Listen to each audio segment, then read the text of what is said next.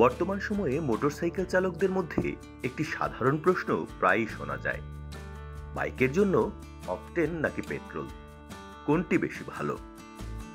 অনেকে মনে করেন অকটেন ব্যবহার করলে বাইকের গতি বেড়ে যায়, ইঞ্জিন মসৃণভাবে চলে। আবার কেউ বলেন পেট্রোলই যথেষ্ট। অকটেন ব্যবহার শুধুই খরচ বাড়ায়, তাহলে সত্যিটা কি? চলুন জেনে নেওয়া যাক আপনার বাইকের জন্য কোনটির ব্যবহার বেশি ভালো হবে।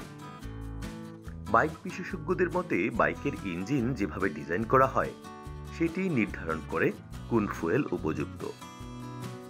সাধারণত 100 সিসি থেকে 150 সিসি বাইকের জন্য অকটেনের প্রয়োজন পড়ে না।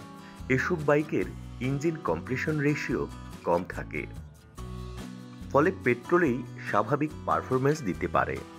অন্যদিকে হাই পারফরম্যান্স বা রেসিং বাইক, যেমন 200 সিসির উপরে যেগুলোর কম্প্রেশন রেশিও বেশি, সেগুলোর জন্য অকটেন ব্যবহার করা ভালো।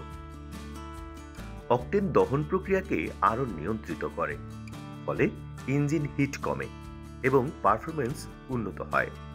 তবে একটা ব্যাপার সবসময় মনে রাখা প্রয়োজন, কম সিসির বাইকে অকটেন ব্যবহার করলে ক্ষতি না হলেও বাড়তি কোনো উপকার মেলে না। উল্টো কিছু ক্ষেত্রে অকটেনের রাসায়নিক উপাদান ইঞ্জিনে কার্বন জমার আশঙ্কা বাড়াতে পারে। বাংলাদেশ পেট্রোলিয়াম কর্পোরেশন বলছে, বাইকের ম্যানুফ্যাকচারারের নির্দেশনা অনুযায়ী পেট্রোল বা অকটেন ব্যবহার করা উচিত। বরং নির্দেশনা অমান্য করে পেট্রোল বা অকটেন ব্যবহারে ইঞ্জিনে প্রভাব পড়তে পারে।